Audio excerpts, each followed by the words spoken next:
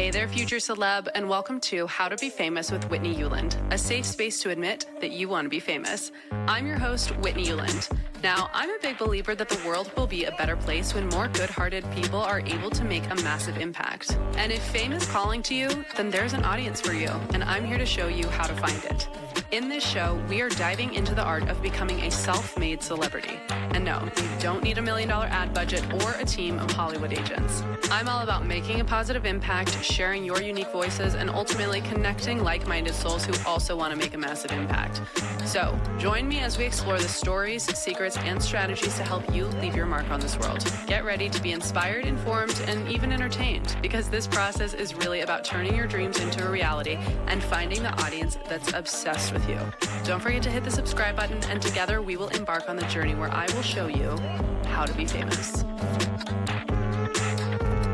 Hello, future celebrity. Welcome to another episode of How to Be Famous with Whitney Euland. I'm your host and your coach, and I am very excited for today's guest and today's episode. This episode, I brought back one of my best friends and favorite coaches, the one and only Lindsey Mango. Now, if you're new to me or to Lindsey, Lindsey is one of the first coaches that I hired back when I started this whole journey. And she really is she has a program called Mango Magic, and it literally, she has a magic quality to being able to see and help and coach people in a way that I just feel so grateful for. So you're going to hear on this episode her coaching me through my next level of expansion, and I'm super excited to share it. Also though, stay tuned, stick around, because at the end of her coaching me, I'm going to answer y'all's questions that were submitted inside of the Celebrity Circle. Just a reminder, if you want your questions answered on this podcast, you can join us inside of the Celebrity Circle with the Creator Engine, which is my monthly subscription program where you can get all of your questions answered on the podcast. And also you'll get access to the Creator Engine, which will give you the exact strategy for how to implement how to become famous. So we'll make sure to include the links in the show notes, but stay tuned for those answers next. Thank you so much for coaching me. So when I reached out, I feel like I was in a little bit of a different place than now, which is good, but it's more of just I feel like I've had some paradigm shifts, but now I really want to lock into them and be able to make them actionable and believe in them and things like that. When I had first reached out to you, I think it was, I just have been so overwhelmed with my life. And I think in transparency, I just feel like I've been failing kind of in every area of my life for the last at least 6 months,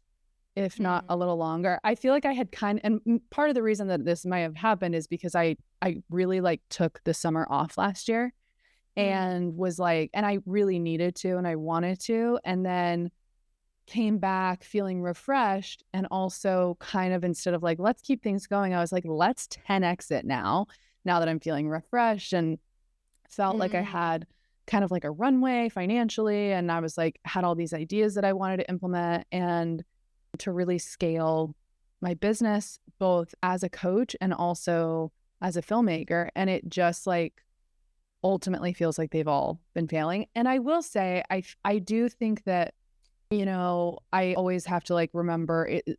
Me saying it's failing is ultimately the only indicator I'm using is financially, if that makes sense.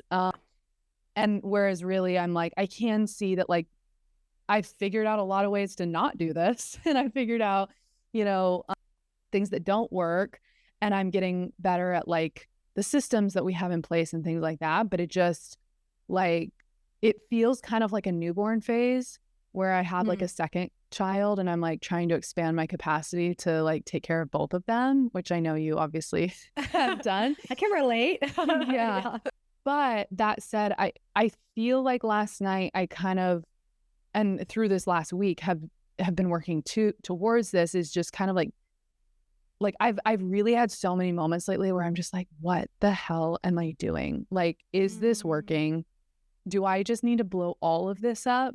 And, I started this business as a side quest, and it's become this machine that has a life of its own. And in some ways I feel like it's this Frankenstein that I'm and at some point I start to feel I'm it's gotten away from me in terms of just like, I did this so that I could do the other things, and now I can't do the other things. And I think that's then been just like hard and frustrating. I think the transformation I've had in the last like last night mostly, I think I finally started to see the ways that I can make content that actually serve both purposes, and all me using my acting and filmmaking and writing, and also will inherently grow my business because of how like the viral potential that I see for them. So I feel like that in that sense, it's like I kind of want to like zoom into that celebration, but there still is some doubt of like, okay, but what if this idea doesn't work too? Like I think I'm a little bit like jaded in the growth process right now, where I'm like we'll have a big win or celebration or like a new breakthrough, and I'm like, okay, but that doesn't mean that everything's going to be fixed automatically like that, and that doesn't mean that this idea is going to work necessarily. Like I've been this excited about 7 other iterations of how we're going to figure this out, and I think it just is feeling very like I have these glimpses, these moments where it feels light, and I'm like, I can see the light at the end of the tunnel. Like I feel like last night where I'm like, oh, this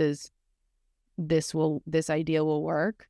But I also know that I'm spending a lot of time and energy in doubt and in fear and in like kind of like terror. Like I feel like I've had a lot of money kind of like trauma come back, and like little t trauma, obviously, but just in terms of like, you know, I remember a mentor saying, the more money you make, it's just like adding zeros onto the end. And I was like, no, it's not. And like it is kind of like, and I can see objectively that like on the outside, it's like I have a roof above my head, I have clothes on my back, my child is fed, like everything is good, but it's still, my body is still often reacting as if I'm not going to survive this or something. And I can see how that's holding me back, but it also just feels very real, if that makes sense. Yeah. I'm going to take a page out of your book. How can we have so much compassion for that? Like you are expanding into an entirely new level. You're running your business in a way that you never have. You have responsibilities like team and so many pieces that you've never had. Like what would it look like to have compassion for yourself in that?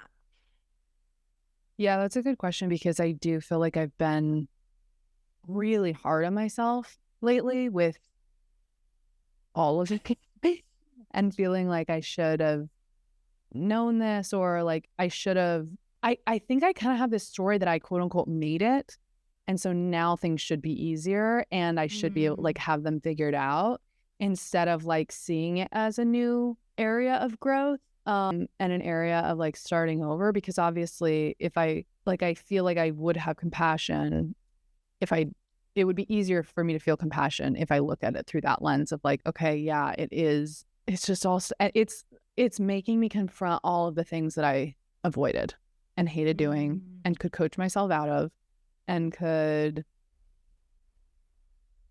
I don't know, like it really just has been such a confronting process. And I don't think I knew that at the time going into it, because if I did, I probably wouldn't have done it. Because it literally feels like it's a list of like, okay, what are the 40 things that you've been unwilling to do this far? Great. Now you have to go do all of them. So I think having, like that sucks. Like that's no wonder. It does suck. People don't continue to go.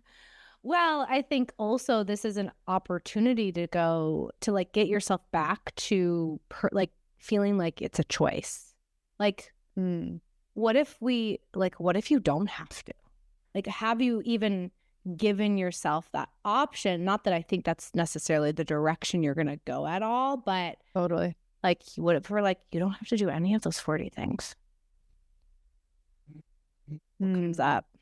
Okay, so what comes up is that that's not true. I'm like, no, Lindsey, I do have to. And I think like, I mean, feels very vulnerable to admit because I know that I'm going to be sharing this, but like I have so much debt, and I have like and this is all business debt. It's not consumer debt. These are just the things that I have to like tell myself, but I have like close to $200,000 of debt right now.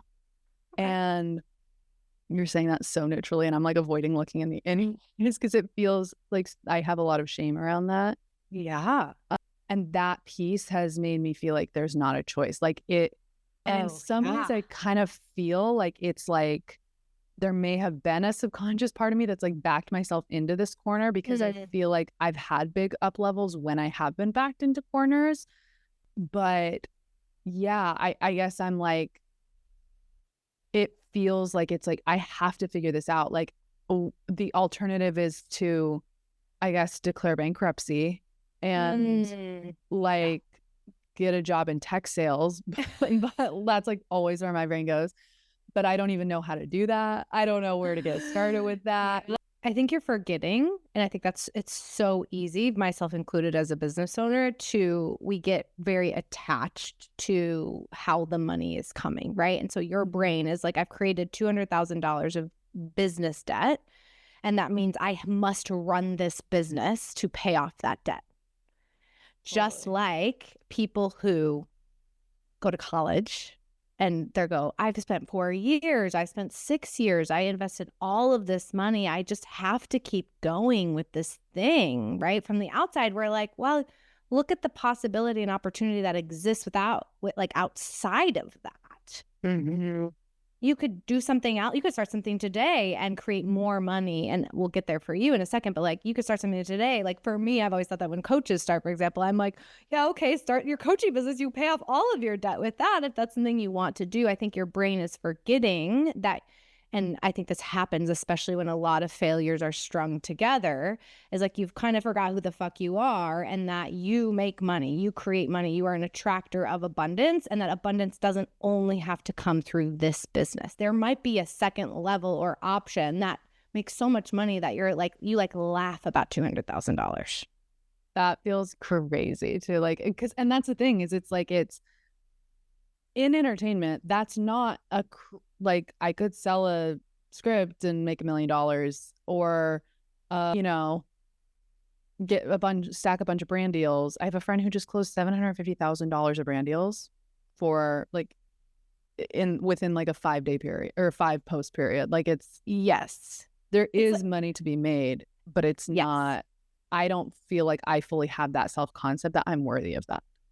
Yeah. I feel like I need to like earn the money. Right. And I'm not saying that it won't come through your business. I think just it's like you're like tethered to that and you're like playing in that world instead of there's like, again, it's like your business will make more money and there's a million other paths. It's like, how could that easily be possible for you? That $200,000 is just like a drop in the bucket. Because here's the other thought that I have, and this is I've accrued business debt too, and I think sometimes we just, even when you have really empowering thoughts about it, I think that it's easy for us to almost feel like we should feel bad about it.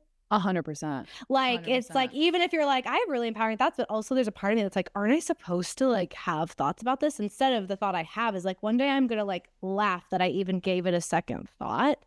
And so I think for you, it's like, how could it be true that this $200,000 is just like hilarious? Like, what are you going to say about it in 10 years? I heard a mentor say this once, that debt can be like, it's like the schooling that it takes to become wealthy. Like that's the education, is to like give yourself something to like overcome, kind of. That still kind of comes back to like the earning thing. Because I think I still keep noticing how it's like you want to make it feel bad. You want to make it feel bad because if it feels bad, your survival instincts will go into fight mode, and you feel safe being in fight mode, being what produces money. This is the most here's the reason why maybe this, like, I think we've talked about this before, that you're like, I'm afraid that this will keep happening, right? I think the only reason it keeps happening isn't because there's something wrong with debt. I think it's because your way of getting out of it is to make yourself feel like shit about it. and then fight your way out of it. So not that, like you said, maybe I've backed myself into a corner so that I have to, like, it's kind of the same thing. But I think what we're like, the way that I want to connect it is like, this is your greatest opportunity for even an amount that maybe feels more than you like could have imagined before, to teach yourself how to feel fine about it and still create abundance from that place. I think sometimes it's easy where like the pattern is the debt. I'm doing something wrong that's causing the debt. And I'm like, what if that's not it at all? What if it's just that you make yourself feel bad? And that's the pattern that is here to be healed. Yeah, because I think what's coming up for me now is like, okay, but how would I get rid of it? It's like, how can I change that habit without hating it? And I guess my brain is kind of going to, you know, with like weight loss, I've experienced the times that I'm the most in shape are the times that I actually just like loved myself the most and like took the best care of myself. But my brain is like, that can't be true for, and that's the thing, is I've done that before with $20,000 of debt or 30,000 or 50,000, but 200, I'm like, no. Yeah. No, that's impossible. You can't do that with $200,000. Like, that's so much money. Yes, your brain is, like you said, your brain probably is like, no, you should like make me feel bad about it. Please agree that this is bad. This is a lot. But like, again, I think this is the lesson of who you get to become. If you want to make the level of money you want to make, just like you did with 20K, just like you did with 40K, you're going to teach yourself how to feel the way you did about 40K, the way you will feel about 200K. But you know what's interesting too about this is that it hasn't just shut down. This is to your point about forgetting who I am. The debt hasn't just shut down like, oh, I can't do $200,000 of debt. It's made me completely forget who I am and what I can do in the past. So even 40,000 would feel stressful. Yes. Like I would still beat. Because your nervous system is in survival mode. Say more.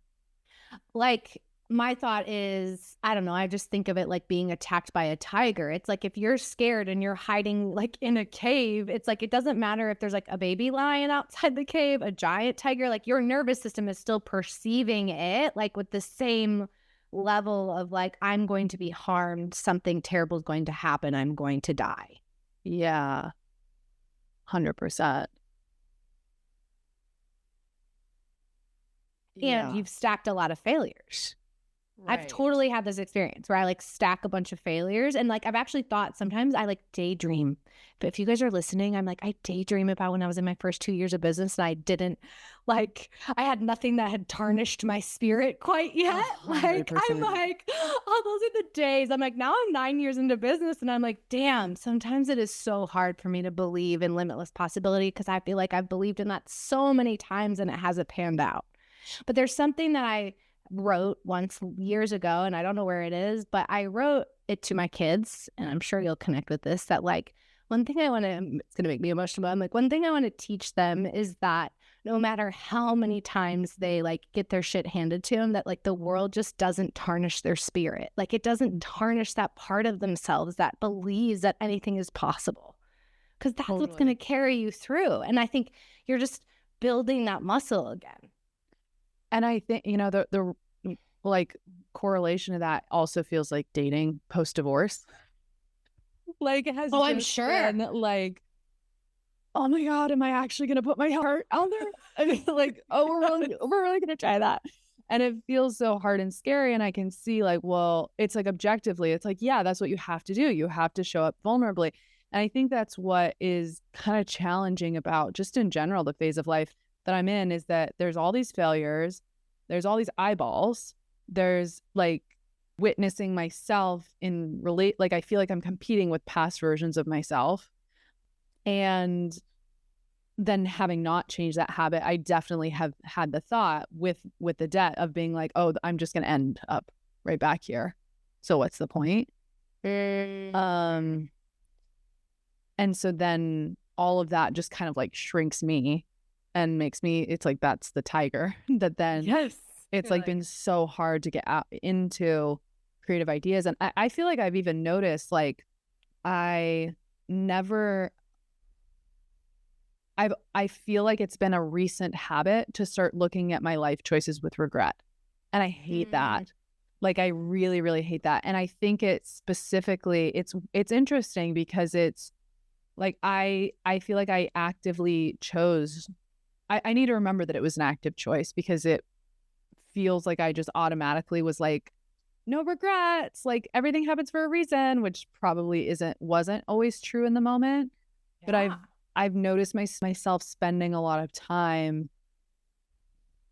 it's like checking over my work almost, is like the feeling that I have of like reviewing every decision that I made, overthinking everything, wondering what could have turned out differently if I would have done X, Y, Z. Yeah. Okay. This is so good. So I actually dropped an audio drop about this in like this group that I do. And I was talking about how this happened to me as well, because one time in my past, we moved to California. We got a very expensive rent. It became very stressful.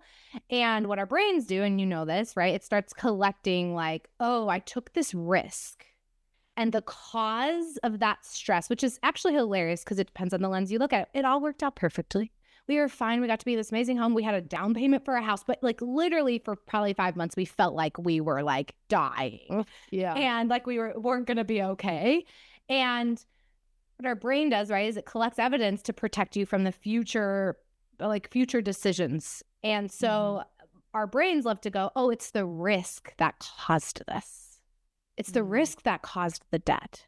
But that's actually, sure, there are lessons to learn about how and why you took the risk to take with you and go, maybe I did make that decision from like a very lack place, but we made that decision from a totally like, we're going to keep growing. This is going to keep happening. It was like a totally expansive decision. And so without realizing it, because my brain was associating that decision with the problem and the cause of a result I didn't want, it was keeping me from taking more risks.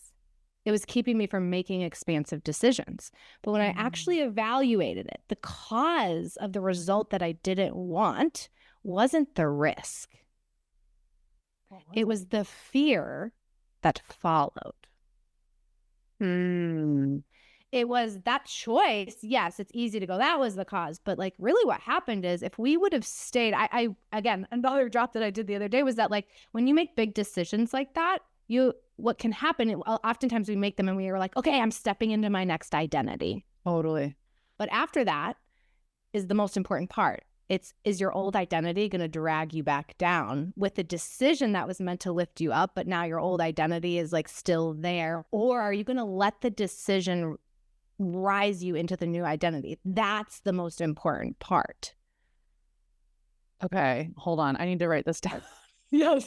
Can you say that again? Do you remember what you said? Yeah. So I said that when you take a really big risk and you make a really big decision, especially from like an expansive, abundant place, the most important thing is that like, yes, the decision, that's how people keep up leveling. What matters the most though is, are you going to allow your old identity to drag you back down and be like, oh, I made this scary decision that's kind of in my next identity, but now I'm going to keep being scared. I'm going to keep being anxious. I'm going to keep tugging you back down. So now it's like your identity's here, but your decision was up here. And the decision doesn't actually pull you upward into who you know you're meant to be. 100%. Or are you going to leave that behind? And that's, for me, there have been decisions in my past where literally I'm sure you've experienced this, just making the decision, the identity was there. But there have been bigger decisions like the house or things that there have been situations where then I make them and then I suck back in. So now I'm not matching the identity of the decision I made. Okay, that feels like exactly what's been happening with me for the last like 6+ months. And I think then it's like become this like vicious cycle where then I'm like, oh, I shouldn't have expanded into these decisions or even the ones before. And yet there also is this kind of like, I mean, they talk about like lifestyle creep or whatever. And like, I kind of think that's a little toxic because I'm like, if you want to live a better, more comfortable life, then like you're entitled to do that and to spend your money to do that. But I think even like with my apartment, this like, I love my home. Like there's nothing I want to change about it. Except if it was on the first floor. That would be rad, I guess. But we're manifesting that right now. Yeah, exactly. But my rent feels really high. My overhead feels really high. And I think through failures, it feels like every failure shrinks my identity more and more.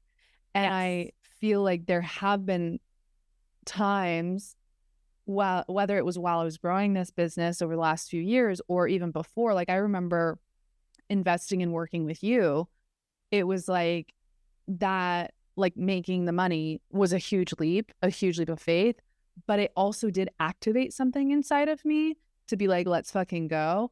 And that doesn't really work anymore for me. Like it doesn't, I can't It's like. not the same. It's not the same. That. I can totally relate. Keep going. Sorry, I have a note. Well, and I do think that part of it is, so it's just been hard to see like, okay, well, what do I like? I'm like, okay, well, what worked in the past for expanding? And I'd be like, taking myself to a nice dinner. And I'm like, that doesn't sound like, no, like I don't want to right now. I'm like, Okay, this is so good. I'm so excited to talk. Okay, good. Yeah, tell me.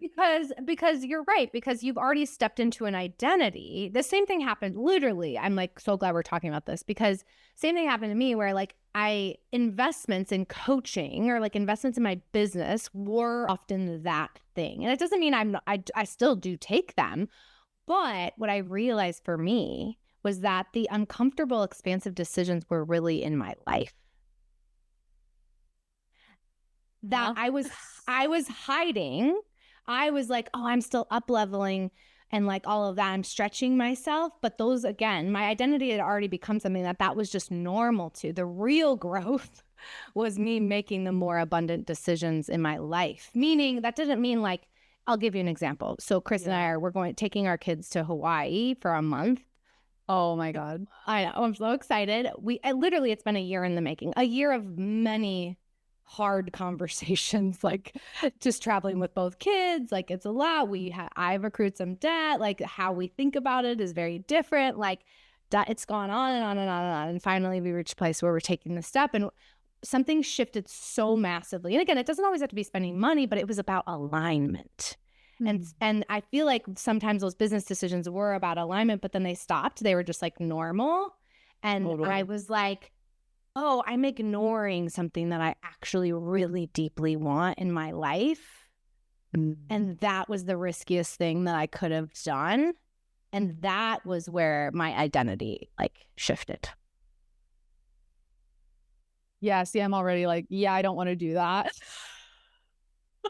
I know. Like, absolutely not. You're not doing that. And you like what's so great is you already know what it is. No, I'm like, can I pretend I don't?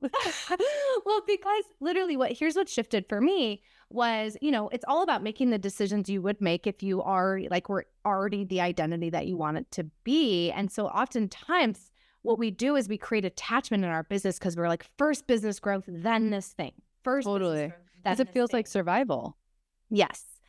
But and that becomes attachment because then you're like, the business has to make money. Otherwise I can't live my life the way that I want. And that's like repels everything you could ever want. When I decided we were going to Hawaii, I dropped attachment in my business because I'm like, look, I can do what I want no matter what. And it doesn't feel like that because I also have debt. And I'm also like, it's not like the money was like easily, readily at all available. But it like, I was like, oh, look, I can create something I want regardless of how my business performs. And that like shifted how I felt about my business. Sorry, see you later. Gotta go. Gotta blast. Yeah. Because think about it, and here's how I've been thinking about it. And I'm really not trying, but I'm like, you have to be in the audio drops because I've been talking about this so much. No, I want to. If you think about it like frequency, like obviously there's tactical, there's strategy, there's all the things. But if you really think about it as like tuning your radio station dial, your energy to a certain station, frequency is a vibration. A vibration doesn't go, this is your business vibration. Right? Like, it's not like this is the channel you turn to in your business, but like over here, there's all this static in what you're allowing yourself to have and want, it's your vibration is your vibration. If you're allowing something or not honoring something you really want over here, it doesn't matter how on point you are in your business, it's going to influence your outcomes. And it's so fucking annoying. I hate it. So sometimes annoying. I'm like, wait, can we just do like bro culture? Then I don't have to be like in alignment. I don't have to make all these scary as fuck decisions for my life and what I really want. Yeah. Exactly. Okay, what's coming up for you? Horror, terror. I don't, and that's the thing is I don't know if I'm like, this makes me want to throw up because I'm realizing that this is going to be public. And that's the scary part is like, yeah, I mean, my brain is trying to come up with other excuses, things that we can talk about right now. But like, I think the truth is it probably would be in like relationships. And I don't necessarily know that it's and like the romantic relationship. I don't necessarily know that it's well, I don't know. I'm like, is this me copping out of desire and saying like, I don't know that there's like a specific thing that needs to happen versus like, I think just how I feel in it, how I show up. Like I've really been like really trying to like be more vulnerable and be more authentic in how I'm showing up and communicate how I'm feeling and things like that. And not just hoping for the best and like people pleasing and like being like, whatever kind of thing. But I don't know if that matters where that would take me necessarily, or like if I need to have a GPS in the destination or not. Yeah, this just feels very scary right now. Yeah, of course it does. But, and here's the thing, I was like, especially I've coached people on my podcast too. I'm like, let's just pretend you're not even going to use this. Like, because so that you, again, I mean, you decide, we can always cut parts out, whatever. It's all like, I want to provide you with what you need today. But my thought is, because I know you too personally, and I wonder if you could go back and look at your journey. Is there anything that I don't know something specific, but for me, whenever this happens, I can like almost pinpoint when things started going downward, like, or like when things started shifting, when it relates to the thing that I'm thinking, like I'm realizing is out of alignment or whatever it is. Mm-hmm. Yeah, I think so. I mean, I think, and again, not that there's like, oh, this specific incident in XYZ. Yeah. Oh, yeah. I don't necessarily think that, but I think sometimes it's like, you're like, oh, wait a minute. Yeah, I think it still just feels so much easier for me to be authentic with my audience about like, it would be, it's easier for me to communicate my feelings through art than directly. And I think like, again, I'm not saying it's like an incident or whatever, but I do think that could have been an opportunity for me to be more direct and open and communicative that I didn't take. Like it feels like there's so much vulnerability in a relationship in general, and especially after divorce and after heartbreaks and things like that. And that just feels like a lot of pressure. And so I think then it's kind of created this, like, I created more resistance for myself in a situation where I should have been going in the opposite direction for the sake of the desire that I have and had. Yeah. I don't know if that answers your question, but I just think kind of it's just made me show up differently and less like, I don't know. I just think back to like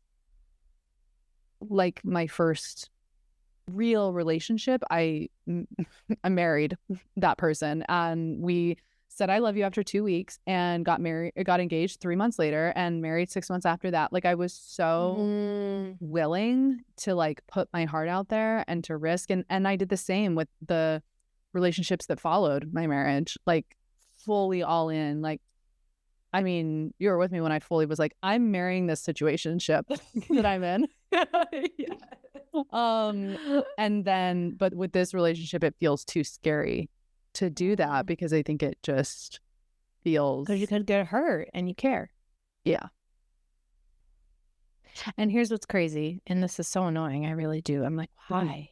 But it's like our brain will, like our lives also will create, if we want to avoid that problem, you'll just create problems elsewhere so that you don't have to face it. Yeah. So your brain, even though this feels scary, debt and like all of that feels scary, it's like a scary problem that you know. It's like a familiar hum of anxiety. Yeah. You're like, I know this, I've done this, it's scary, I hate it, it's making me shrink. But like, you're like, that is unknown scary. This is an unknown scary that feels very vulnerable. And so like that could also be a form, not that I don't think any of the debt necessarily is like problematic, but that could be a form of how we sabotage and create. Totally. You're like money problems, we know, or like I can fix that. I'll figure that one out. Yeah. Yeah. And then I think I've been like trying to fix that problem, but from a like locked frequency that isn't open and receptive, because I kind of have just like closed off. I know. I almost like feel nauseous for you because I like know that feeling. It's the worst. Well, and that's the thing is, again, even as it's funny because as I'm saying this, I'm like, it's not like, oh, I need to do this certain thing. Yeah. It's like an internal commitment to myself to not to like stop. I was gonna say pussyfooting, and I'm like, that's gonna get me killed. It's just to stop hiding, which is ironic. Because what do you teach people? No safe being seen. Isn't it so like our work always shows up? And I think this is where it's like hidden because it's like somewhere else. So it's easy to not see that. You're like, I am being seen. I know. I'm on the internet. I'm recording this podcast. See me all the time. Yes. Yeah. And it is, I mean, it is the second area that I was like gonna try and circle with that is real, but not as deep as this one, is just like my body, like my relationship to my body. And I think it's interesting because I just really have put my body on the back burner for the last, like, I don't even want to say since having a kid, since getting divorced, like since, because I feel like after having August, I like did prioritize it a lot, and then kind of lost sight of that. And I think that's also been like scary and vulnerable to like admit that that's something that I even care about, or I don't know. I think body, there's always a lot of opinions, right? Like so many opinions. Yeah. And I have this theory that like, I want everyone to love their bodies. And one thing that like has helped me, because I've also felt that like, I'm like, is it because I talk about like, oh, my body after kids or whatever, right? Like, but I don't want people to feel like they have to bounce back. And like one thing, someone said something to me the other day, they were like, this was so healing. And I had written in a post, I said, I love loving my body. Like, I don't need you to like, I don't care. Like, I love creating it and like liking how it looks in the mirror. And what if we're just like unashamed about that, even though sure, some other people don't have to have my stomach, like they get to do that for themselves, but like your desire is aligned, like whatever that is for you. Totally. Well, and it's kind of, I mean, again, going back to the money thing, it's like I love that thought. Like I love loving my body because it's true. Like I actually just picked up running, not to brag. That is a brag. I'm like, I'll never do that. I didn't think so either. But then I started learning about how you can like, you're supposed to do it badly and slowly, and that actually makes you able to do it better and longer and whatever. But mostly just realizing like, oh, I actually wake up feeling less stressed and I feel better. And that's so good. Those kinds of things. But I guess my full circle point in this it's just funny because I feel like I have taught for years that it's like there's the quantum leap relationships that are the relationships in your personal life. I was actually thinking about that when you were saying, I was like, wait, isn't that one of your quantum leap relationships? Yeah, but Lindsey, here's what I've done for the last year has been like, I'm working on money. So honestly, like I just wrote this down. I'm like, and this is, I'm even literally like coaching. This is so fun because I'm like, ooh, I could see where I'm doing this too. Yeah. And I'm like, you want to change what you're making in your business, you need to be all in on your romance and your house. You need to like you need to, whatever it is for those, but I was just thinking about health, for example, and I'm not saying this is your path, but I'm like, The shift is you hiring a trainer and taking people along for the journey of you creating the best fucking body you've ever had. Your journey is being all in on making your relationship the most honest, vulnerable, real thing. And that is so counterintuitive, right? Your brain's like, what do you mean I'm going to spend time doing that when I have this giant problem over here? But it's going to be what solves the problem. Well, it's also like actually comical that you say that, because I can see, I'm like, oh yeah, and then that would make money. So it's like, it actually, the dots in my business connect so easily. Yes. And I think that's what's exciting about, like, and this is why I do love coaching so much, and I don't think I give it enough. I think lately that's been kind of like one of the first things to kind of like that I've skimped on, is because I'm like, well, I can coach myself. Well, and here's the other thing. I was actually thinking about this. I mean, I know we originally started this conversation because I was talking about my mastermind, and not that that needs to go anywhere, but I was thinking about how the other day I had this thought that I was like, I kind of feel like, especially as coaches, like myself included, I mean, I have a life coach, but like, I'm like, I feel like we've kind of forgotten the magic of it. And we've gotten really focused on solving the money problems like that. Like, and I'm like, but when you're in the zone on this, yeah, like everything else is taken care of, but it just is very counterintuitive. You know who's really good at remembering that? DL. And she makes so much money. Yeah. Yeah, there's gotta be something in that. Because I do it, and I think especially having the backbone of being a coach and knowing these tools, I honestly right now I'm like, oh, like there is, don't get me wrong, there's the part of me that wants to absolutely throw up and shrink and hide in a corner. But also now I'm like, oh, now I know what problem to solve. And I already have the tools to solve that. But I didn't even know what problem to solve. Like I have been solving the wrong problem. Yes. And so now I actually feel excited. Again, want to throw up and hide, but like, and have a difficult. Yeah. But I think I feel excited about that. I think I'm also having to learn that is one of the skills of how do I hold court in my own energy and my own beliefs and desires in relationship. Because I think that, you know, like especially my marriage was so codependent, like that it was either one person's desires or the others, like kind of like volleying back and forth. And I think there are things now that's a habit that I want to slip into, is like, oh, well, let me people please and make sure not to upset but then I don't stay in my power. It's like, it feels like it's just been like one or the other. Yes. And I think I'm just being like, as you already are aware of this, but as your friend and watching, I will say that's the one place, like knowing how powerful you are, that is the one place that I'm like, she's like that. Sometimes I've seen you be like, I'm like, oh, that is not like the Whitney I know. Really? I appreciate that feedback. And it's exactly what you said. Like, I'm like, oh, your identity, your self-concept like slips out of place, which we all like literally codependent, like me too. I do that all the time. And actually Hawaii is a good example of where I really am like, no, I'm not like letting myself go and what is important to me. Right. Yeah. That's it. It's a super interesting lesson. And in a lot of ways, I feel like it's it just, I can see, like, I'm already having like more compassionate thoughts come in of why I'm struggling with that. Because even though my relationship, my like marriage was very codependent,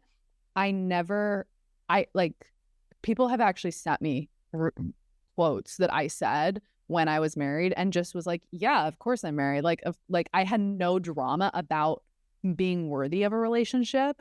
And that has fully tanked in the last, like, based on what I've been through. So I can see where that has then, that self-concept needs some like rebuilding, to be honest. No, I am worthy of the kind of relationship that I want. This feels exciting. I mean, it feels scary. Don't get me wrong. I'm so excited for you. Like, and like truly, I mean, however it manifests, but I'm like, I want to watch you be all in on your health and your relationship and sharing that journey. Like, yeah. I'm like, I literally am like, oh, I have some work to do too.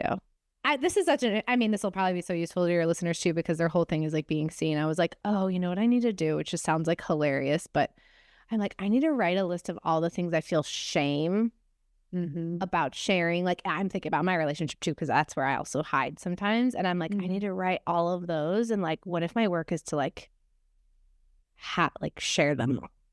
100%. You know what's funny that I feel like is my gift is I can always tell when you're not hiding in what you share. And then when it goes back into it, and it's always, and it's so interesting because it totally is a feeling. And I think like I kind of am like trained to pick up on that, but audiences inherently feel it. They know it even if they don't know. Yeah. Like, right. 100%. Oh no, I've had so much fun. Thank you. I'm also like, oh damn, I got some shit to do too. We got to get to work, girl, and then we'll talk about it in Hawaii. Yes, we will. All right, I love you so much. Thank you so much for having me. Thank you. I'll talk to you. Thank you again to Lindsey for coming on and coaching me. I feel like, you know, coaching is so fun. It's like, yes, even coaches need coaching, and such a good reminder for me of and all of these light bulbs that I'm really excited to start implementing. And without further ado, let's get into the Celebrity Circle segment where I answer your questions that were submitted inside of the Celebrity Circle. And these two actually kind of both hit different angles of the fame cycle and the fame journey, both in terms of creating fame and then leveraging fame. That's really the rinse and repeat cycle of this is reinventing yourself at every new level. And I think that these questions build on each other really well. So this is the question from AJ. Hey, Whitney, I'm pursuing a DJ and music career. I'm deeply into manifestation and have been reprogramming my mind and nervous system for fame and success. My only issue is that I'm struggling to decide on my identity. I honestly love everything, and it's hard for me to choose a clear aesthetic or concept and form my public persona around that. Any advice? Yes, I love this question, and I also love it because I do think that the true answer to this is going to be a mix of mindset and also strategy. So the first thing, though, being the foundation, is going to be the mindset, and this is where we want to tap into limitless possibilities. So the questions that I want you to journal on are, first off, if I could be famous for anything, if any identity I could step into, any persona, which one would I want to choose? Which one lights me up the most? Another question is, what would I pick if no one was going to be mad at me and no one was going to make fun of me? But what we really want your brain to do is go to, again, if anything were possible, what's the best case scenario? So often I think I see people struggle with thinking they need to choose something in relation to what they've done in the past, what they've been known for in the past, or what they think that, you know, I know for me as an actor, choosing things based off of what the industry expected of me based on how I look. So we really do want to be able to stretch your brain and go to, if anything is possible, what would I want? Because that desire is such an important. So that's part one. Part two is then you have to lean the hell into that identity. You have to go all the way with that. Like, excuse my French, but like balls to the walls. Like, you have to commit to being that person. And this is, again, this is strategy, but it's also identity work and showing up every day as that person. So what would be the decisions that that person would make? How would they present themselves identity wise? What content would they make? How would they market themselves? What clothes would they wear? How would they present themselves? So making those actual tactical decisions. But this is where the second part really comes in, is we have to see, does my audience believe this, right? At the end of the day, like, I'm all for create the version of yourself that you want, that lights you up the most and inspires you. And being famous is being a public servant. It is literally a customer service job at scale. And so there is the feedback loop between you and your audience. You have to find, so what we're looking for is the Venn diagram of the intersection of what do you like and what does the audience like from you?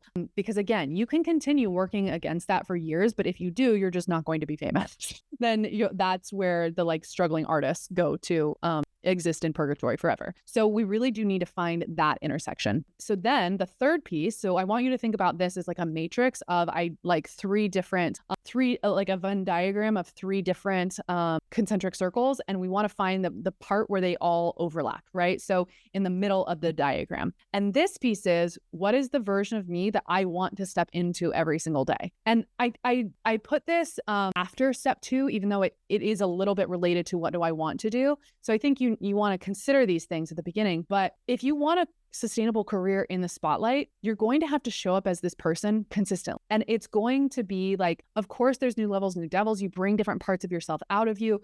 All good artists evolve and change and push boundaries and all of those things. And that's something that you're going to have the opportunity to play with. But I think you just want to be intentional, because every single day you're going to have to show up thinking thoughts and feeling feelings in relation to this persona. And what is the type of lifestyle that you actually want to have? For example, like I probably could have picked a celebrity persona where I was like really sad all of the time. Or I could have created an entire identity around the hard things that I've gone through. I could have created it around suffering. I think like Justin Bieber is a great example of that, where he is so, and let's be clear, like no shade. I think that this is an important part of humanity and of like being an artist is we have to have people that are willing to go and exist in the depths. But if you want it to be sustainable and you're doing it intentionally, the actions and habits that made you famous, you're going to have to continue for a long time. So you want to make sure that that's also a lifestyle fit for you. So picking, all of these intersections of ourselves, of our personality, people will see and believe at any given time. I use this example when I was coaching at my retreat a couple of weeks ago, that I asked the women there, I said, if you were to cast me in a movie right now, what are the types of roles you would see me playing? And I got like the Dakota Johnson types. I got the business, the like badass business bitch, like whatever, right? They're very strong. They're very empowered. Versus when I was actually being cast in New York City as an actress, my bread and butter was being like quirky, weird sidekick, right?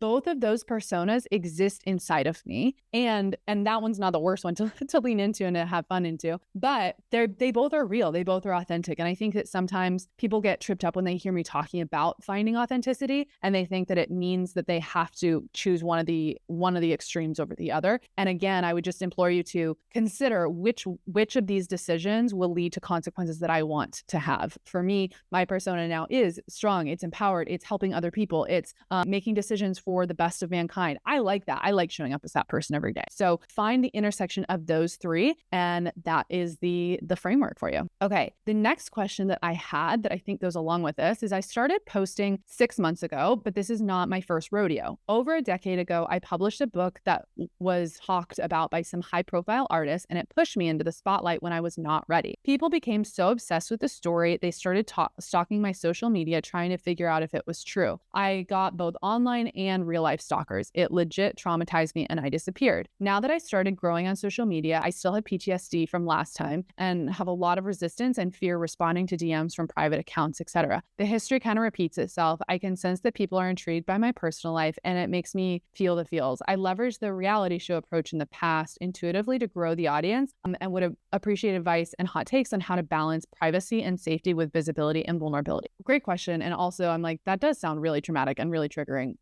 And also the thought that I had, it was over a decade ago that you published the book. First, you have to go through compassion for this, compassionate self-forgiveness for what you've experienced, because that is really traumatizing. And the fact that you're getting back on the horse and trying again is really brave and is really vulnerable.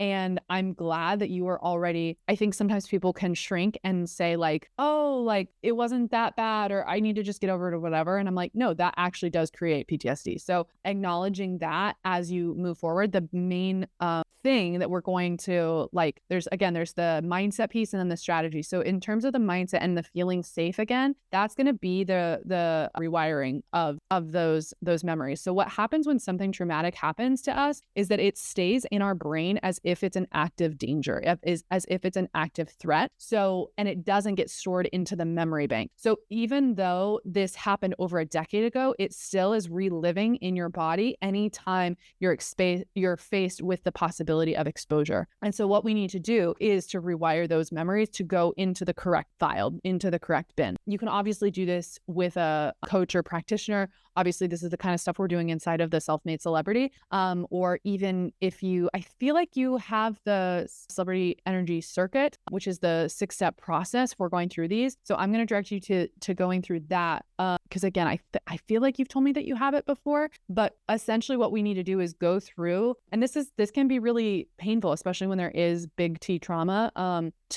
We want you to do this in I'm going to ask you to be a judge for yourself of, are these things that I feel safe processing alone, or do I need and want someone to hold space with that? Because essentially the work of this is going to be redefining that story in your psyche, in your nervous system. And oftentimes you can do that through hypnosis. That's one of my favorite modalities. You can do this through RRT, RTT, but essentially it's a version, or if you're doing this on your own, again, if it's not big T trauma, if it's things that you have acknowledged, you can do this through the Celebrity Energy Circuit project.